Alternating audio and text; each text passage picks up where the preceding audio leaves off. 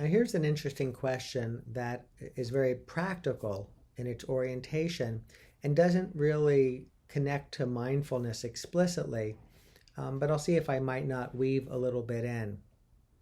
The question is, to help manage overwhelming situations, is it better to seek out a conversation with someone that can relate or someone completely outside of it? And then related, what are some pros and cons of each? So if we're talking about a situation where we're feeling overwhelmed, first of all, from our mindfulness and being aware of the fact that there's a snow globe shaking and a spiral spiraling, the first decision we would make is, can we sit with this? Can we sort through it ourselves, conceptually, intellectually, or experientially? Can we find a way to be comfortable amidst the discomfort? Or is this a good opportunity to reach out, to connect with, and to talk with someone else? So I'd say in the very first instance, there are some people who just keep it all in and never talk to anybody, and perhaps opening up and talking to people would be a mindfully useful thing to do. That greater mindful awareness would help inform.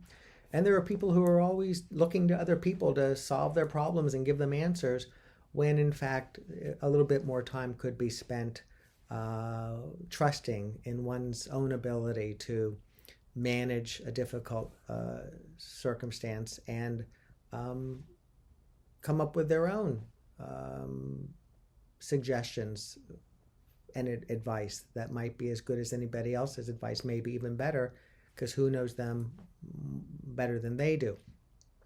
But the reason I say that is because I'm not in advance a priori saying which is better.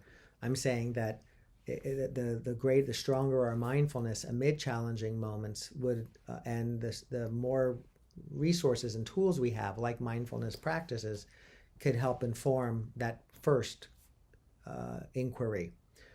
But then to take the question, I think, where it's going, which is to say, okay, you've decided to talk to somebody else. So do you talk to somebody who can relate or somebody completely outside of it? And I would say that really just depends. I think when you're talking to somebody that can relate to a situation, they're more likely to give you feedback and make suggestions that are going to be very specifically tied to a little bit more of an informed understanding of the dynamics at play in that interaction, in terms of the larger sort of dynamic, as well as what you might be feeling, because they might know that themselves, and or what somebody else that you might be interacting with is experiencing, because maybe they know it from that side too. So when you talk to somebody who is familiar with it, well, they can, like you say, relate.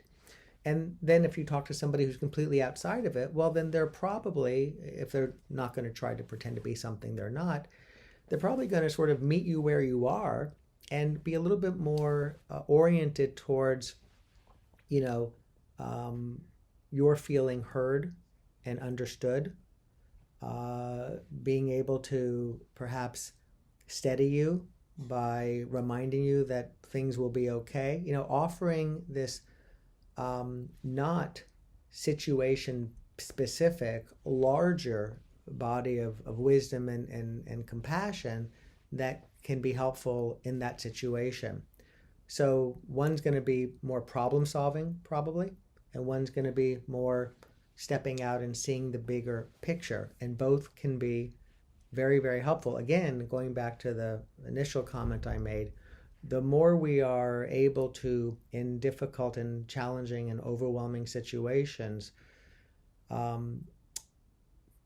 bring our mindfulness to bear, the more we're going to be able to self-regulate so that we are not as overwhelmed, and we're going to, with that less agitated state and quality, be able to perhaps navigate effective solutions and strategizing what we can and maybe shouldn't do in that situation.